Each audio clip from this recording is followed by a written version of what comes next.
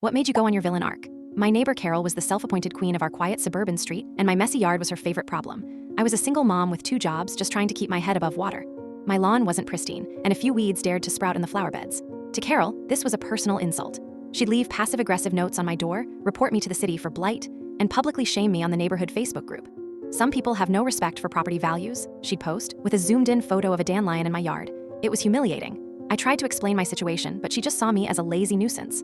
Her own yard, of course, was perfect. A manicured green carpet. She was a community activist, always fundraising for local environmental causes. The breaking point came when she got me fined by the city, a fine I couldn't afford.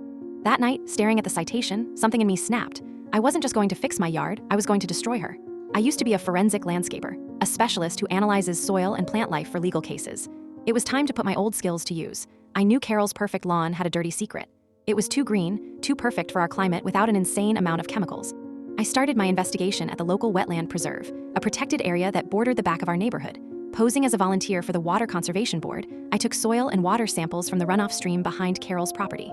The lab results were worse than I imagined. High levels of banned pesticides and industrial solvents. This wasn't just fertilizer runoff, this was illegal dumping. But I needed to prove it was her. One night, during a heavy rainstorm, I put on my darkest clothes and snuck into her backyard. I knew her sprinkler system had a design flaw, a small drainage grate at the lowest point of the yard.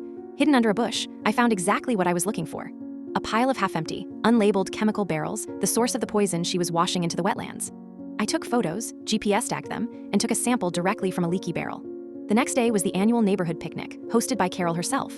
As she was giving a speech about community responsibility and the importance of preserving our natural spaces, I stepped forward. "Carol, I have a question about that," I said, my voice ringing out across the park. I held up my phone, displaying a picture of the chemical barrels in her yard. "Can you explain why you've been using our protected wetlands as your personal toxic waste dump?" The crowd gasped.